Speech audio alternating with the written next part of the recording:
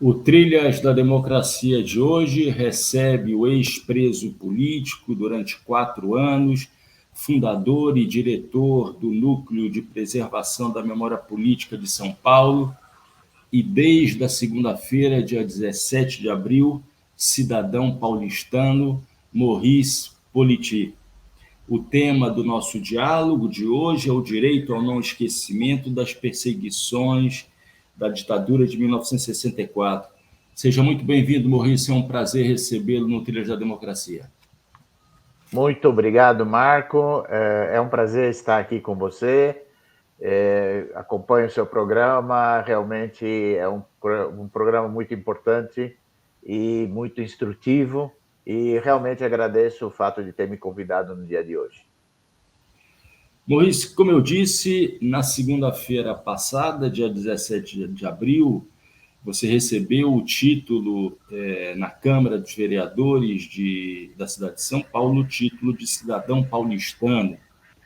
E num determinado momento, na parte final da solenidade, quando a palavra foi passada a você, você citou no seu discurso uma frase do filósofo dinamarquês Kierkegaard, que eu repito aqui, né? Deve-se viver, abre aspas, deve-se viver a vida olhando para frente, mas só se pode entendê-la olhando para trás, fecha aspas. Maurício, tendo em vista essa frase, né, tendo como base essa frase, eu queria que você dissesse aos nossos ouvintes, aos nossos espectadores, telespectadores, né, por que a memória histórica das perseguições políticas levadas a cabo, sociais e políticas, né, levadas a cabo entre 1964 e 1985, né, nos 21 anos de ditadura militar, precisam ser permanentemente resgatadas? Por favor, Maurice. Sim, professor. Essa é uma frase que eu gosto muito de repetir, principalmente para aqueles que perguntam, né? Por que vocês ficam olhando para trás toda hora, todo o tempo, falando da memória? Por que vocês não começam a pensar no futuro do país? E eu repito essa frase do Kierkegaard, que me parece muito sábia, porque indica isso, indica que, claro que se deve andar para frente e olhar o futuro, mas o futuro só pode ser entendido se você conhece o seu passado. Tem a outra frase famosa também, que dizendo que se você não conhece o seu passado, você corre o risco de repeti-lo, né? Então, essa frase é importante porque ela mostra também que, sem o entendimento do que aconteceu conosco como sociedade, é difícil entender fatos que ocorrem no dia a dia da nossa vida, hoje, no presente, né? Basta ver quando você teve há poucos anos atrás, muito poucos anos atrás, gente na rua pedindo a intervenção militar. Então, essas pessoas que pedem intervenção militar são pessoas exatamente que fazem isso. Não olham para o passado e não tratam de entendê-lo, né? No Núcleo Memória, quando nós fundamos o Núcleo de Preservação da Memória Política, que foi fundado por um grupo de ex-presos políticos de São Paulo, que justamente percebeu que o que faltava era resgatar esse período para gerações mais jovens, nós criamos um lema, né, que aparece em nossas camisetas, em nossos materiais, que é conhecer o passado, entender o presente e construir o futuro, né? Então, é um lema que se adequa a essa frase do filósofo também, e que se adequa a outras frases, né, do Primo Levi, quando ele falou do Holocausto, né, que isso é um homem, né, aquele famoso livro É Isso um Homem, onde ele diz como é que eu posso olhar para o futuro após o nazismo, após ter vivido no campo de concentração, e sem contar o que houve no campo. É sabido, é conhecido o trabalho intenso que fazem todos os museus de Holocausto pelo mundo, né? na coleta de testemunhos de sobreviventes dos campos de concentração, para justamente isso. mostrar para gerações mais jovens a verdade sobre o que ocorreu, no caso, no Holocausto, no nosso caso, na ditadura militar. Maurício, Não, já que esse programa, desculpa te interromper, sim. mas já que a gente está falando de memória, seria interessante dizer os nomes, o inicial, Ivan Seixas, Rafael Martinelli. Qual foi esse grupo fundador do núcleo? Esse grupo, ele na verdade, ele veio é um filho de outro grupo que era maior e que foi fundado em 2001, que era o Fórum dos Ex-Presos e Perseguidos Políticos de São Paulo. Esse fórum se criou em 2001, quando o governo do estado de São Paulo instituiu um programa de reparação reparação econômica para aqueles que tinham sido presos no estado de São Paulo. Foi na época do Fernando Henrique, acho que do presidente Fernando Henrique, que se instituíram. Primeiro começou no Paraná, depois São Paulo, depois Rio e se estendeu Pernambuco, em todos os estados, uma reparação pecuniária simbólica, né? No caso de São Paulo era R$ 22.000 que se dava como indenização para quem provasse, né, que tivesse sido preso em São Paulo, torturado e tal. Então, esse fórum, já que nós estamos fazendo um pouco de história, né, esse fórum dos ex-presos ele surgiu em 2001 porque em São Paulo houve centenares de presos e muitos deles, enfim, pessoas simples da classe operária, pessoas que já depois de muitos anos com certa idade não tinham condições ou não sabiam como fazer para ter acesso a essa reparação. Então, esse fórum, Sequelas de tortura e sequelas de tortura e tal, então, esse fórum se formou em 2001 com certos advogados, todos atuando de forma voluntária, e ex-presos com advogados para ajudar as pessoas, porque, claro, para obter essa reparação você precisava documentação, precisava provar, precisava fazer o escrito, né? O requerimento, e esse fórum surgiu para isso. Depois de 8 anos, praticamente todos os que tinham requerido a sua reparação econômica foram atendidos e não teve, vamos dizer, não tinha mais razão de existir esse fórum. Nesse fórum estavam presentes alguns dos fundadores do Núcleo Memória, não sei se dá para... Então, Alípio Freire, que faleceu há pouco de Covid, Rafael Martinelli, um grande lutador das causas sociais e políticas do Brasil, desde a época do Estado Novo, Ivan Seixas também, um conhecido ativista, e a história do Ivan é conhecida praticamente em todo o Brasil, foi preso com 16 anos de idade, ele é mais jovem que eu, mais jovem que enfim, a média dos que estavam no grupo. Então, esse grupo resolveu, bom, se o fórum de ex-preso realmente perdeu um pouco o sentido, já que as reparações foram dadas, por que não formar um grupo para fazer ações educativas, culturais e resgatar esse período para os jovens? E aí se criou o Núcleo de Preservação da Memória Política, uma entidade sem fim, de direito privado, sem fim lucrativo, com CNPJ, enfim, todo conforme a lei, já fazem mais de 14 anos que o núcleo atua na cidade de São Paulo e também em outros estados, dando assessoria e tal, para iniciativas principalmente de resgate de lugares simbólicos que foram, né, lugares de violações de direitos humanos e que hoje queremos converter em o que se chama, na linguagem historiográfica, lugar de consciência, né? Lugar de memória.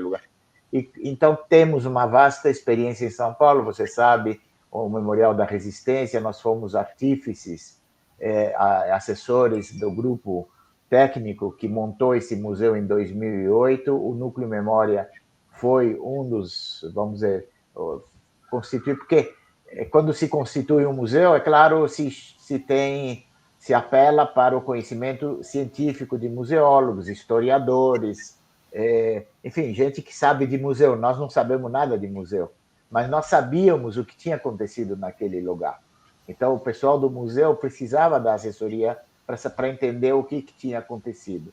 E hoje o Memorial da Resistência em São Paulo, não sei se você sabe, assim, é um memorial que é o 6º museu mais visitado da cidade de São Paulo, recebe 80 mil visitas ano, a maioria de jovens, e para nós é um fato histórico determinante, uma espécie de uma conquista nossa, né, aqui em São Paulo.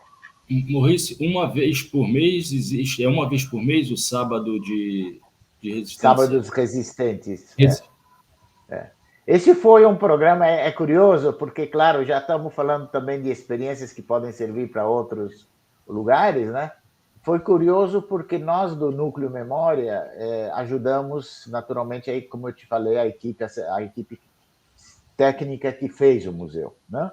Quando terminou e o museu foi inaugurado, o diretor da então Pinacoteca, que depois se tornou um secretário de Cultura, Marcelo Araújo, ele nos disse: olha, vocês deram uma contribuição fundamental, mas a gente não pode remunerar, vocês não são funcionários do Estado, então a gente não. O que a gente pode fazer por vocês para. E nós, em 2008, falamos: olha, nós não queremos remuneração, nós queremos usar o auditório uma vez por mês para fazer um programa em parceria com o Memorial da Resistência. E esse programa se chamou Sábados Resistente, e você vê, ele já estamos em 2023 e ele começou em 2008. É possivelmente o programa de debate, de defesa de direitos mais longevo em todo o Brasil, porque tantos anos, uma vez por mês, sábado à tarde, nos reunimos ali num auditório que cabe 150 pessoas. Às vezes temos 30 pessoas, às vezes temos 150. Então varia uma média de 70, 100 pessoas discutindo temas da atualidade. Não é só fazer história e falar do passado. É justamente em função dessa frase, né, do Kierkegaard, ir para o futuro, falamos da atualidade, mas também falamos do que ocorreu durante a época da ditadura, como mostrando as sequelas que se deixou no país. Maurício, essa pergunta que eu vou fazer agora não estava no roteiro, mas eu acho fundamental em função da tua história, né? Você carrega na tua biografia, né, na tua vida, na tua ânima, né, experiências de opressão muito fortes, né? Você nasceu no Egito, veio muito cedo, 9 anos, me corrija se eu estiver errado, Sim, 9 anos, ao Brasil, se engajou mais à frente no movimento ainda secundarista, no colégio de aplicação, se engajou na organização do Carlos Marighella, e você passou por uma situação que você relata, inclusive relatou, mais de uma pessoa também relatou isso nos depoimentos da solenidade da concessão do título de cidadão paulistano. Você passou pela experiência de sair da prisão depois de cumpridos os 4 anos, né? Você foi condenado a 10 anos e depois conseguiu reduzir para 4 anos. E quando você sai da prisão, descobre que tem um outro processo e a tua condição era uma condição de apátrida, né? Como é que foi viver essa experiência de perseguido político e, para além de perseguido político, ter que sofrer com essa condição de apátrida? Sim, essa foi uma, vamos dizer, talvez dos 4 anos de prisão que eu passei, os 4 anos não me pesaram tanto, não foi tão traumática, os 4 anos não foram tão traumáticos quanto esse período final que eu relatei durante a solenidade, que foi justamente a surpresa de ter de ter cumprido os 4 anos. Quer dizer, você pode imaginar a frustração de um jovem de 25 anos que entrou na prisão com 21, que passou por várias prisões, porque eles viviam transferindo a gente de um lugar para outro, na verdade, já que a força dos presos políticos residia na união de todos eles. Quer dizer, a união faz a força, dizem, né? quando o regime militar percebeu que dentro das prisões brasileiras, não só em São Paulo, aqui em São Paulo, mas em Pernambuco, no Rio de Janeiro, na Ilha das Flores, enfim, várias prisões, a mobilização política se fazia dentro da prisão, e ela dentro da prisão se informava o que estava acontecendo. Quando o regime começa a perceber que a campanha contra o Brasil no exterior, que começou em 1971, 72, ela é originária das prisões, então ela começa a separar os presos em pequenos grupos, e foi o que aconteceu conosco aqui em São Paulo. Foi duro, foi muito, assim, uma experiência marcante, né? Principalmente eu fui transferido com os 3, então, freis dominicanos, Fernando, Beto e Ivo, mais dois civis, a gente brincava, dizia 3 dominicanos e 3 civis, né? Um advogado de Ribeirão Preto e um camponês de Goiás, todos os 2 falecidos e eu. Então fomos em 6 para uma penitenciária regional de Presidente Venceslau, uma penitenciária que fica a 900 quilômetros de São Paulo, na fronteira do Mato Grosso. E eu sempre conto, né, que no início nós fomos lá em greve de fome, fomos misturados aos 400 presos comuns que estavam, é uma penitenciária que existe até hoje de segurança máxima, né? E o diretor, quando nos recebeu, foi claro, falou, olha, aqui não tem privilégio, eu não posso dar para vocês nenhum tipo de privilégios como presos políticos. Vocês têm que ser presos como os outros. E nós falamos, olha, nós somos presos como os outros. A única coisa que nós não queremos fazer é trabalhar para o Estado, porque nós estamos presos. E foi o que aconteceu, e nós ficamos 2 anos lá, e foi uma experiência muito marcante viver no meio dos 400 que nós fizemos. Enfim, tem várias histórias, demoraríamos, mas tudo isso ocorreu, as experiências na prisão, mas quando você cumpriu a pena, então, sabe, no seu íntimo acabou. Cumpri os 4 anos, vou embora para casa, a alegria de rever a família, os amigos, isso fica dentro. E quando eles me anunciam que não, que eu não sou solto, eu não vou ser solto porque eu tenho outro processo de expulsão do país, aí caiu a ficha, né? Aí foi... E aí eu fui transferido primeiro para uma prisão totalmente comum e fiquei no meio numa cela com bolivianos, traficantes de cocaína, paraguaios presos todos eles esperando serem expulsos, porque tinham cometido um delito, e eu, como preso político no meio deles, né?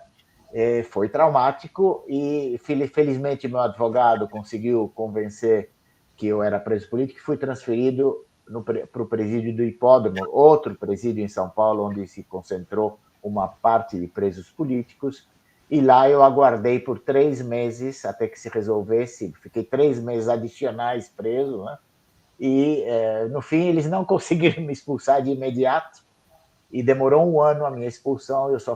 Eu fui solto em liberdade condicional, quer dizer que eu tinha que me apresentar uma vez por semana no DOPS, e até que se resolvesse, finalmente eu saí do país em agosto, acho, de 1975, 1 ano depois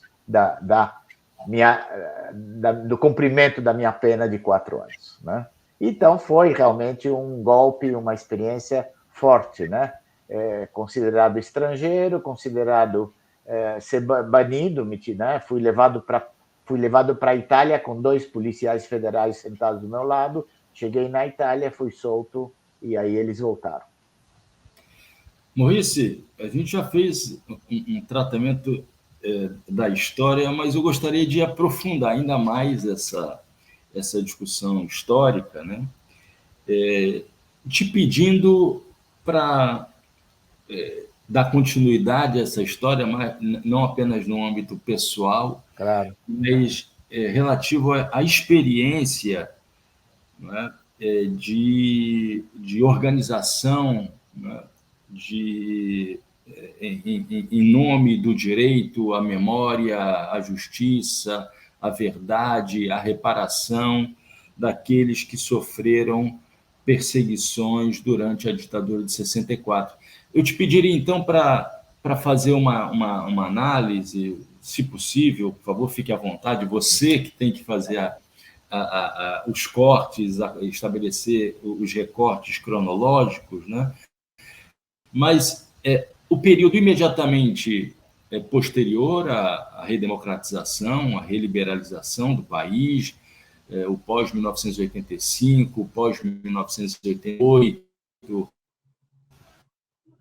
né, a cidade dos anos 80, início dos anos 90, depois o período do governo Lula, do primeiro e segundo governo Lula, e, por fim, esse período trágico iniciado com o golpe de 2016 até o fim do governo Bolsonaro. Por favor, Maurício. Um período muito... A gente poderia fazer uma entrevista de 3 horas falando desse período, mas vou tentar resumir assim o que você sabe que, como eu saí do país, eu não vivi esse período da redemocratização. Eu estava fora. Quando eu voltei em 80, eu logo comecei a trabalhar e também saí do país, mas aí não foi mais por motivo político, por motivo de trabalho. No entanto, depois que eu me aposentei do meu trabalho e comecei a militar mais na causa que era o sonho da juventude, né? Na causa da defesa dos direitos humanos e voltar ao que eu tinha feito, eu comecei e tive a sorte de ser chamado também pelo ministro Paulo Vanucchi para trabalhar em Brasília durante o segundo governo Lula, justamente criando uma assessoria no Ministério de Direitos Humanos que falasse do direito à memória e à verdade, né? Então eu consegui compreender, né, o que tinha ocorrido logo nesse período que você citou, logo depois da redemocratização, quando houve um acordo, né? A gente não pode esquecer nunca que a lei da anistia foi uma lei que ela foi fundamentada pelo governo ditatorial do Figueiredo. Quer dizer, o Figueiredo, quem fez a anistia no Brasil foi o governo, e com base a entendimentos com pessoas que tinham sido pró-ditadura, né? Os senadores, enfim.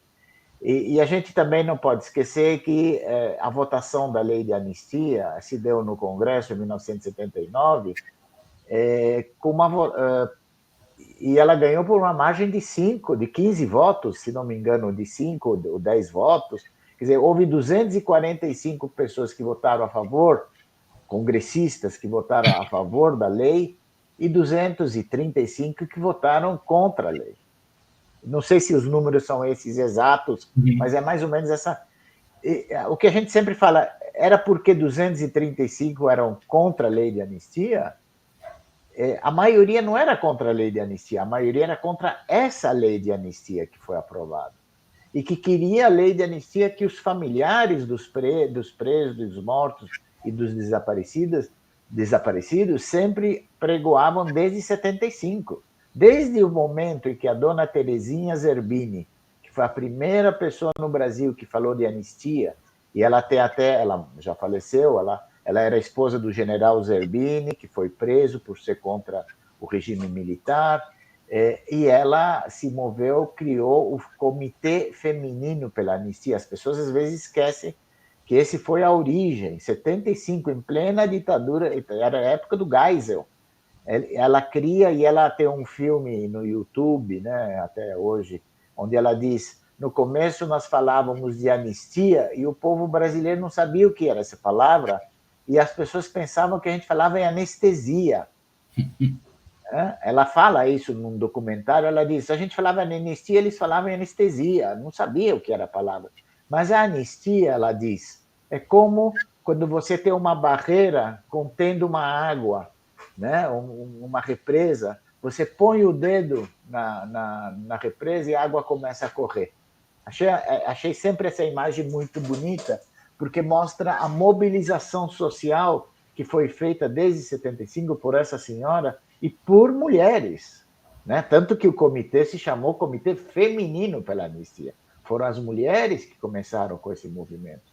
E depois deu origem, isso naturalmente avançou, não vamos entrar em detalhe aqui, avançou para os comitês brasileiros de anistia, e aí esses são muito mais conhecidos, porque se espalharam por todo o Brasil, por cidades. Recife teve seu comitê brasileiro, São Paulo, enfim, Rio, todo.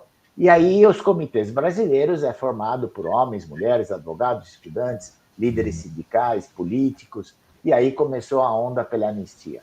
No entanto, como diz o meu querido amigo Jair Krischke, que é lá do Rio Grande do Sul, fundador do Movimento Nacional de Direitos Humanos, hoje com mais de 80 anos, ele diz: no Brasil não houve uma justiça de transição. No Brasil, o que houve foi uma justiça de transação. Né? A anistia foi transada entre.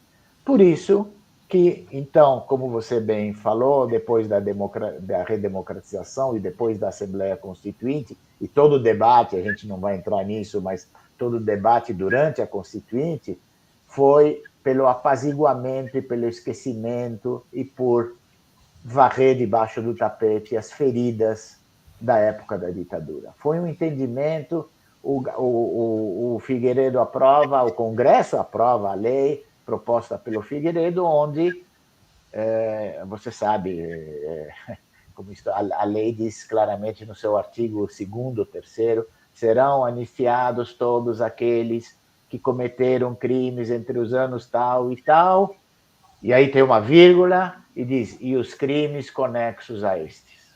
Então, os militares sempre se apegaram a essa frase, crimes conexos, para dizer que os crimes cometidos por eles eram conexos. Agora, uma coisa sem sentido, porque conexão, eu não sou advogado, mas de tanto falar com o advogado, a gente sabe que conexão em crime não é isso. Quer dizer, conexão é se eu roubo um carro, com o carro eu vou fazer um assalto a um banco, eu sou preso, eu tenho 2 crimes. Um é conexo ao outro. Eu não teria roubado o carro se não tivesse. Então, eu sou condenado pelo assalto a banco e o outro crime não conta, porque ele é conexo. Qual é a conexão que existe entre eu lutar para derrubar um regime ditatorial, um regime autoritário, um regime ilegítimo, como foi a ditadura? Qual é a conexão que existe entre os meus atos para derrubar esse regime e o fato de me matarem, me torturarem, me prenderem, me estuprarem, entendeu? Numa prisão onde, teoricamente, o Estado deve proteger a vida do cidadão. Então, essa interpretação, ela percorreu os anos após a ditadura, numa tentativa, até mesmo, apesar de alguns fatos importantes ocorridos, como a Lei 9.140, que é a lei que dá origem à Comissão dos Mortos e Desaparecidos, durante a época do Fernando Henrique, então se constitui essa comissão. Em 2001, se constitui a Comissão da Anistia. Então, alguns passos foram dados para a reparação durante os anos mas não houve nenhum passo dado para que fosse feito justiça. E isso as pessoas esquecem, que isso só ocorreu em 2007. Até aí, Maurício, o que me parece ter prevalecido foi a lógica do esquecimento, né? Só a primeira parte da frase do Kierkegaard, né? Deve-se viver olhando para frente, né? Exatamente. E aí, toda a ideia de que não poderia haver revanchismo, que vai ficar mais conhecido nesse período agora que você passa a falar a partir de 2007, não é? Apesar, Marco, sempre a gente não pode esquecer que houve passos importantes dados pelos governos democráticos em função da reparação. Então, só um parênteses antes de entrar Por exemplo, na Argentina, o processo de memória, verdade e justiça começou com justiça. Apenas a ditadura argentina terminou, eles criaram uma comissão chamada CONADEP, Comissão Nacional dos Desaparecidos, e prenderam os generais que eram os comunistas. Isso foi antes que ocorresse a verdade, antes que ocorresse a memória, ocorreu a justiça. Cada país tem formatos diferentes. Cada país aborda esse tema de uma forma diferente. E no Brasil, se privilegiou, na minha opinião, a questão da reparação. Então, vamos reparar os que foram perseguidos antes de se conhecer o que houve, antes de se conhecer a verdade, antes de fazer justiça. E não houve justiça. Então, só foi somente em 2007, no segundo governo do Lula, em que o ministro Tarso Genro, que era da Justiça, o ministro Paulo Vanucchi, de Direitos Humanos, e o presidente da Comissão de Anistia, na época, o Paulo Abrão, professor da universidade, enfim, que depois foi comissionado na Comissão Interamericana de Direitos Humanos, né, como secretário, eles decidem, porque o tema estava candente, estava na boca de todos. Porque como no Brasil não se começou com a reparação, mas não se fez nem verdade nem justiça. Então, eles chamam a uma audiência pública no Salão Nobre do Ministério, aliás, não é no Salão Nobre, no hall de entrada do Ministério da Justiça, chamam uma audiência pública, eu participei dessa audiência pública, e aí está todo mundo, a sociedade civil, os militares, todos os que queriam estar lá estiveram lá, ou puderam estar, e se encheu, e a discussão era: a lei de anistia abrange os torturadores, sim ou não? Como faremos para começar a ter um processo de justiça? E pela primeira vez se começa a falar da formação da Comissão Nacional da Verdade, e como resultado disso, a OAB nacional entra com uma ADPF, que você conhece, ação de descumprimento fundamental, não sei como é que chama, mas é a ADPF, pedindo ao STF que interprete a lei de anistia e que diga de uma vez por todas se os torturadores, os assassinos, os estupradores estavam incluídos na lei. A OAB entra com esse pedido ao STF em 2008, a raiz dessa audiência pública. Foi uma consequência dessa audiência pública. E o STF demora 2 anos para julga em 2010 essa ADPF, e, infelizmente para nós, por 7 votos a 2, eles decidem que sim, que houve um entendimento, que não precisava mais mexer nisso e que os crimes são englobados na lei de anistia. E você sabe muito bem, no Brasil, né, a palavra do STF é a palavra final. Então, o que houve, Marco, durante esse período? Vamos ver, de 1988, na Constituinte, 85, 88, até 2007. São 19 anos. São 19 anos de esquecimento. Eu falo sempre, 19 anos é toda uma geração. Teve gente que nasceu e estava com 20 anos e não sabia o que tinha ocorrido. Por isso que é importante a memória, porque houve toda uma geração que ficou sem saber o que houve no Brasil. E por isso é o papel das organizações, da sociedade civil, para entender o passado.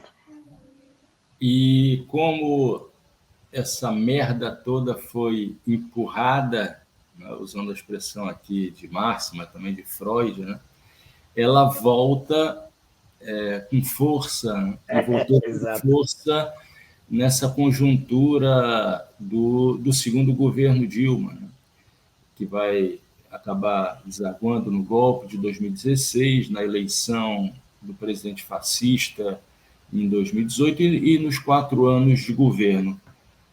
Nesse período, Maurice, como os embates, as lutas em torno de memória, justiça, reparação foram levadas a cabo ou ficaram congeladas? Pela análise que eu faço desse período, foi um período traumático para nós. Você imagina que nós que padecemos todo aquele período de prisões, violências e tortura, nunca num regime com falta de liberdade, censura e tudo, nunca poderia imaginar que 54 anos depois a gente estaria na iminência de cair numa outra ditadura. E tivemos realmente nessa iminência. Se o povo brasileiro não tivesse sido inteligente o suficiente para não votar novamente no Bolsonaro, né? Mas durante esse período, é claro, houve retrocessos violentos. A nível institucional, eu não preciso nem falar nisso, certamente os que estão nos assistindo sabem, né? Todos os retrocessos havidos na área dos direitos humanos na época do Bolsonaro. Em relação à memória, verdade e justiça, praticamente ele quis terminar com a comissão de morte, ele terminou com a comissão de mortes e desaparecidos, que agora está voltando a ser formada, terminou com a comissão de anistia, que também agora o novo governo do Lula está remontando, e praticamente se fez durante esses 4 anos uma apologia da ditadura, né? E isso permeou a sociedade. Então, o fato interessante, Marco, é, por exemplo, nós tínhamos no Memorial da Resistência, aqui em São Paulo, uma frequência de 60 a 70 mil visitas ano. Durante a época do Bolsonaro, isso subiu para 80 mil. Por quê? Porque os professores viram nas suas classes de história para jovens do ensino médio que essa mensagem, essa narrativa, não houve ditadura, o regime militar... Os professores ficaram apavorados, não sabiam como replicar. É difícil numa sala de aula você se confrontar, né, com alunos que dizem, não, meu pai falou que na ditadura era melhor, meu avô me disse que, né, o Bolsonaro está certo, eles eram terroristas. Então, uma das armas que eles tinham para rebater era levar justamente essas crianças, esses jovens, ao Memorial da Resistência, onde você pode ver os testemunhos, você vê as celas, e você pode conversar com ex-presos políticos. Fazíamos uma vez por semana conversas com grupos de escolares e tal, e a gente dizia para eles, olha, vocês podem votar em quem vocês quiserem. Se vocês quiserem votar no Bolsonaro, vocês votem. Nós aqui não vamos impingir e dizer para vocês em quem vocês querem votar, ou vocês ou seus pais, porque muitos deles não votavam pela idade. Mas aqui vocês vão ver o que aconteceu na verdade. Aqui vocês vão ouvir o relato de quem... E aí era um choque para as crianças, né? Como? Isso aconteceu? Por que meu pai nunca me falou? Por que meu... Né? Então, eu acho que durante esses anos houve sim retrocessos violentos. Nós estivemos na iminência de ter uma nova ditadura, e dessa vez muito mais severa, já que o presidente era um admirador do Ustra, né, o maior torturador reconhecido já oficialmente pela justiça.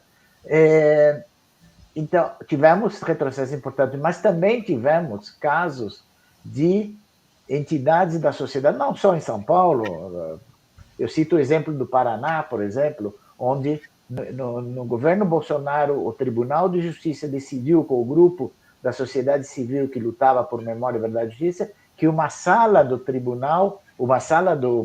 edifício onde está o Tribunal de Justiça deveria ser dedicada à memória da ditadura. E hoje existe um lugar em Curitiba chamado LUME, Lugar de Memória, onde as pessoas são recebidas por ex-presos políticos, tem cartazes, eles têm exposições, E tem vários outros lugares, a Casa de Memória do Frei Tito, no Ceará, em Fortaleza, tem a iniciativa do Memorial de Direitos Humanos de Minas Gerais. Tudo isso ocorreu durante esse período do Bolsonaro, apesar da narrativa oficial ser a favor de ditaduras. Maurício, então, nós temos ainda 20 minutos, a gente está chegando no terceiro terço, né, dessa entrevista, desse diálogo, e eu gostaria de apresentar um caso concreto. Sim. E pedir, não que você comentasse esse caso, né, te falta um subsídio, né, para se pronunciar acerca mas eu gostaria de ouvi-lo, né, sobre, e de maneira até pragmática, né, com base nas experiências, né, que foram vivenciadas pelo núcleo que você dirige, né, sobre o que fazer, né, quais os principais, os passos iniciais, o que precisa ser feito, quais as opções a serem tomadas em relação a o caso do auditório do Centro de Educação da Universidade Federal de Pernambuco, que recebe o nome de um ex-professor da universidade chamado Carlos Marcial, é esse o nome do auditório, que foi em 1964, no imediato pós-golpe de 31 de março, 1º de abril, nomeado interventor no movimento de cultura popular do Recife, que era constituído por figuras como Paulo Freire, Abelardo da Hora, Ariano Suassuna, Luiz Mendonça, Emílio Borba Filho, entre tantos outros. Né? E isso foi resgatado por um professor do próprio Centro de Educação, chamado Evson Malaquias, né? E se forma um movimento que foi, né, sofreu muito com as interrupções, como tudo aquilo que aconteceu no período da pandemia, né, mas que retorna agora. Maurice, quais as experiências que você viveu, o núcleo viveu, voltadas para a substituição de nomes dados de pessoas, personalidades vinculadas ao golpe de 64, à ditadura instalada no Brasil em 64, que acabaram tendo seus nomes utilizados em ruas, praças, avenidas, viadutos, auditórios e salas. Por favor, Maurício. Sim. Sim, em relação a isso, temos várias iniciativas importantes que aconteceram, não só em São Paulo, em vários lugares. A última, inclusive, foi agora em Brasília, né? A Ponte Costa e Silva tomou o nome do Ponte Ernestino Guimarães depois de um embate de vários anos, né?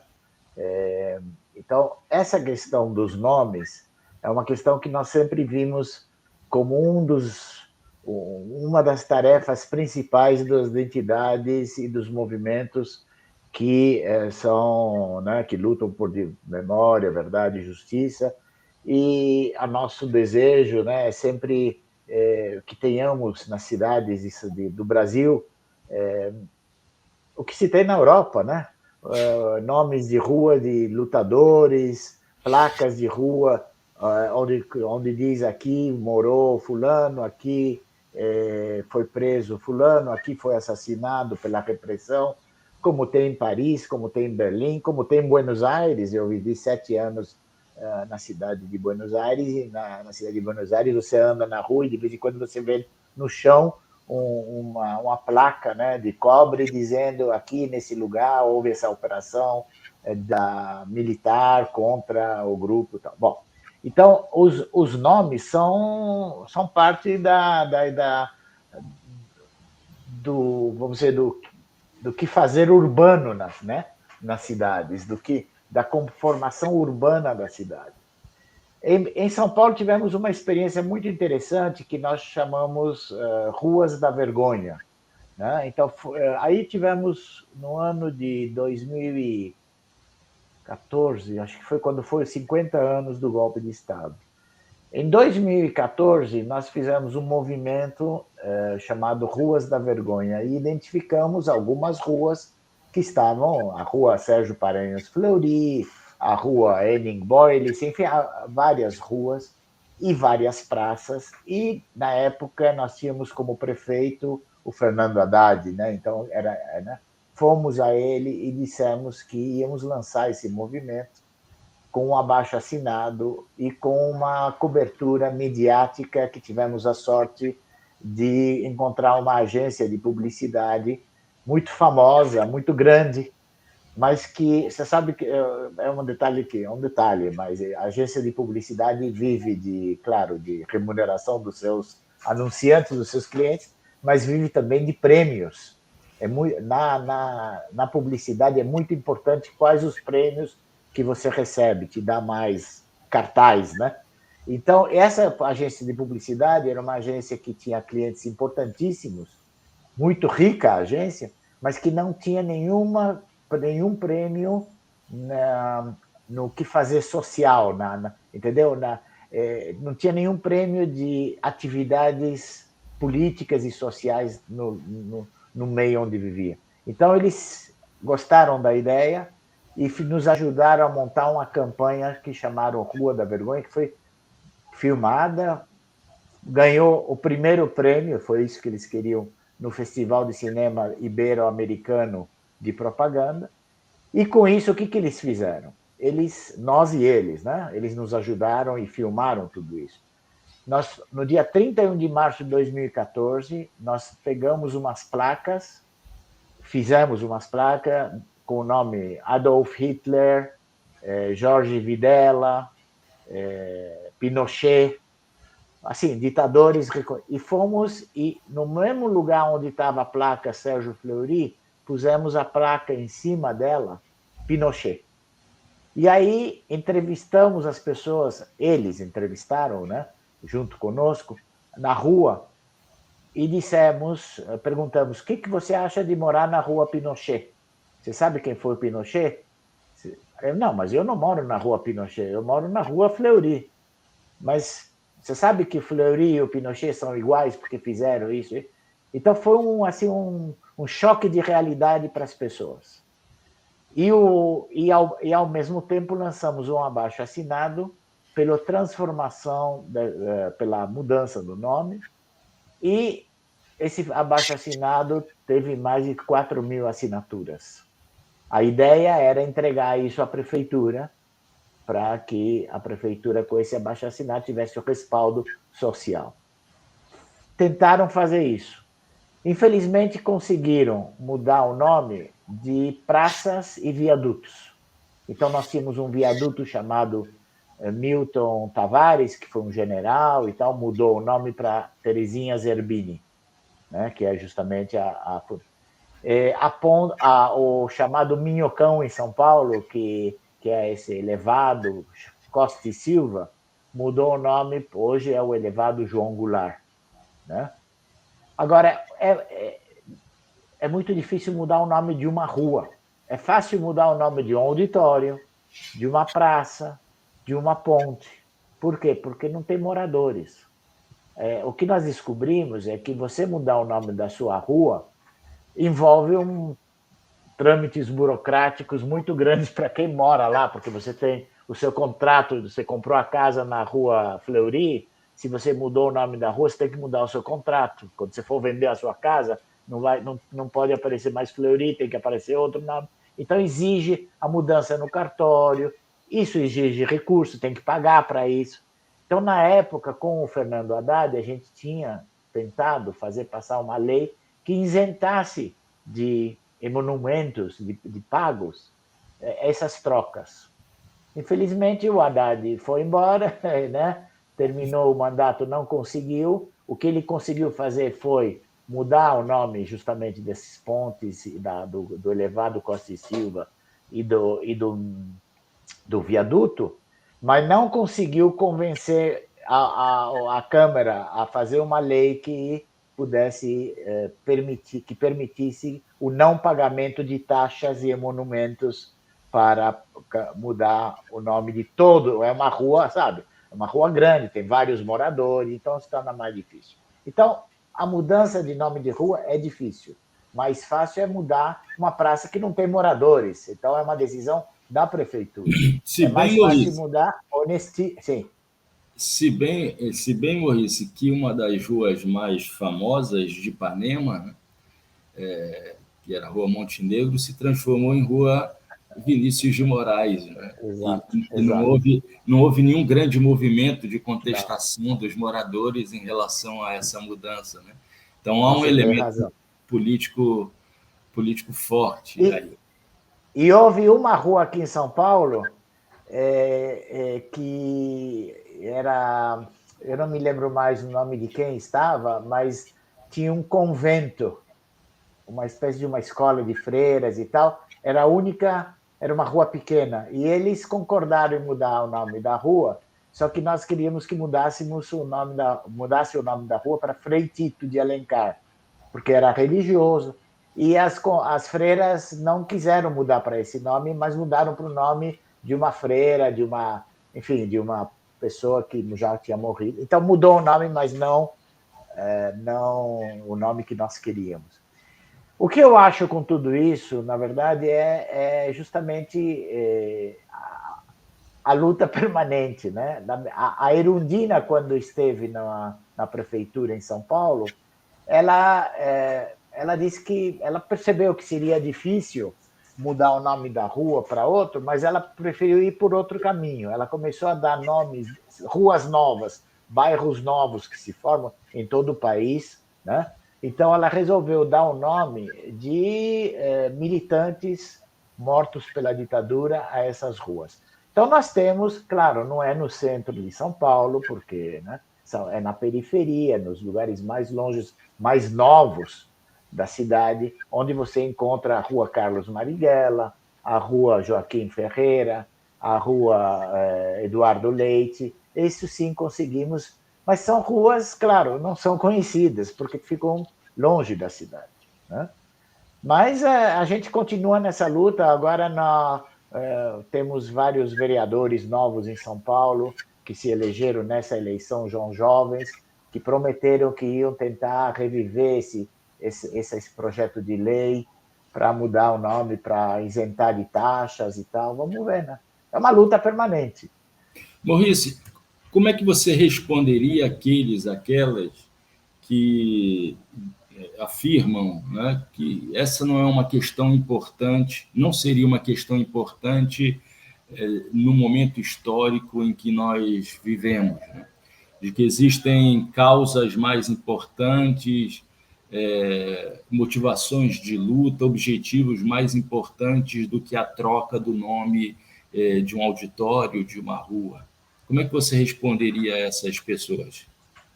Veja, eu respeitaria a opinião dele. Situadas, inclusive, digamos, no campo das esquerdas, né? Não tô Claro, pensando na extrema-direita, né? Estou pensando no campo das esquerdas.